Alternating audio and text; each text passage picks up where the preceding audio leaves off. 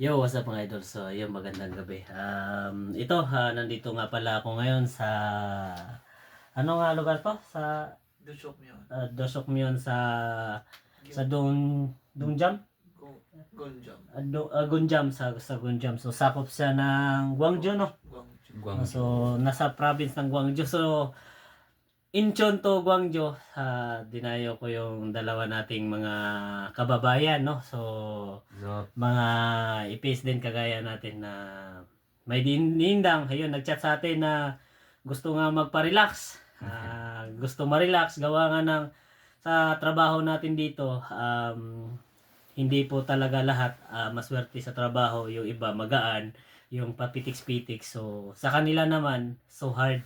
Tulad nitong isa, textile sila.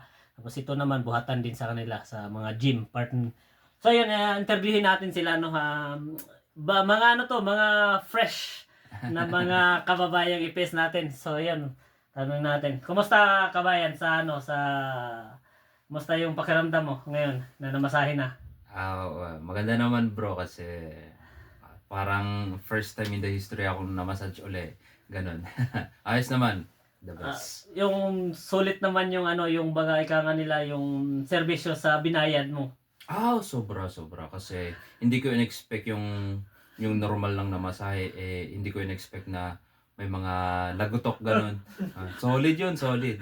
The best, the best. Yung sabi niya kanina, nagulat din ako sa sinabi niya na, sarap doon yung dito sa bandang likod niya. Akala niya lang kasi, nung haplos na haplos lang yung gagawin natin bilang isang masahe, no?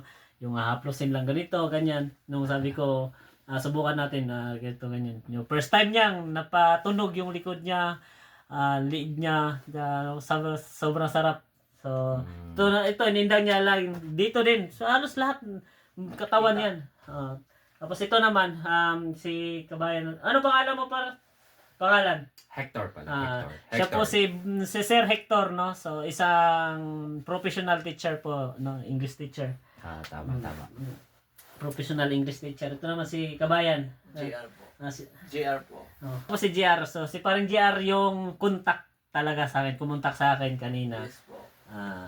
Pumunta, sabi niya, babakante ka ganito ganyan so naplanuhan namin bukas pa sana pamasahe, no. So ang naisip ko naman bukas, tapos nagchat siya, talagang masakit yung dito niya. So mas inagahan ko na, sabi ko nga sa kanya na dito na lang ako matutulog kung pupwede. So ayan, pumayag naman. So ayan, kumustahin natin yung pakiramdam niya. Ayun, Medyo ayos-ayos na, pre.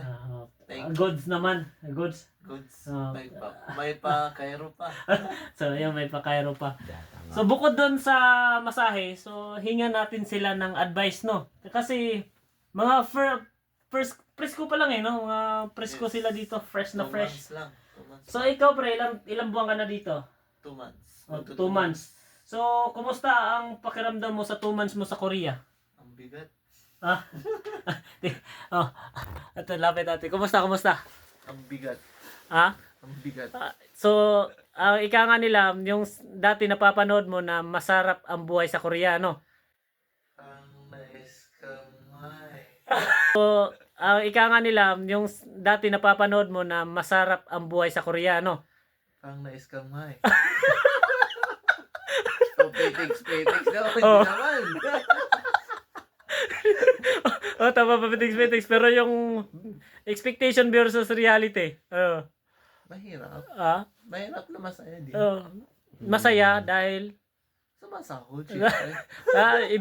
iba yung sahod dito at saka doon. Oo, malaki. Yeah, sobrang laki. So, anong may advice mo doon sa mga EPS aspirant natin sa Pinas hanggang ngayon? Nag-aaral pa rin. Simple lang, ihanda nila ang sarili na dito. Kasi labanan talaga. Yun ang reality. Oo. Sa expectation kasi halos nakikita sa ibang mga vlog na ay ang sarap ng buhay, papitiks-pitiks. Pero in reality, paswertihan lang. Oo. Paswertihan lang talaga. So ito naman si Sir Hector at yung sabi, no. Hello po. So kumusta sir? Ilang buwan ka na dito, sir? Actually, 2 months na. Kaka 2 months lang nung December 28. Wow! Congrats na survive ng 2 months. So may may 10 months pa para mag-isang taon. No? Tama. Kumusta yung experience mo? Well, first time, number 1 is yung language barrier kasi yun nga, hindi tayo natutong magaling mag-Korean kasi syempre yung mga Koreans ang expect nila dito is marunong ka na talaga pero in reality, hindi talaga masyado. Ganun lang, yun. Okay naman, as of now, ayos. Tapos doon sa mga EPS aspirant, based sa yung experience, may nagsabi na madali lang ba daw na mapag-Korea? Sa akin hindi kasi sortehan lang yung mabubunot. Kasi yung story ko is 1 year and 3 months na akong nagantay nung pumasa ako. Wow, ang tagal din no. Sobrang tagal. Oo. Tapos pagkatapos noon 8 months akong nagantay para ma-hired.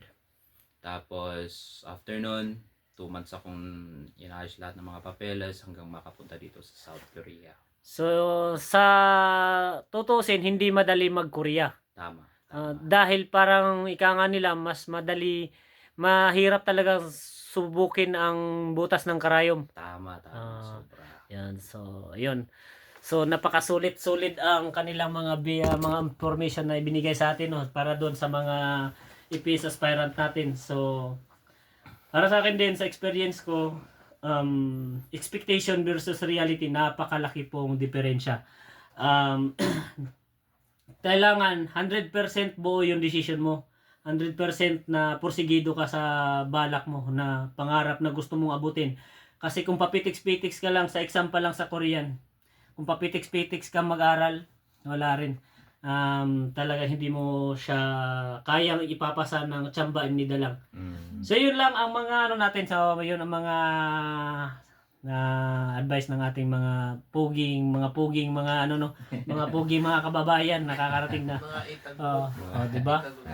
Ito yung mga batch nila na isang lugar lang din at saka marami pang iba. And sa mga aspirant natin diyan, and good luck and pagsikapan nyo pa ng maigi. Adios. Happy New Year. Yeah.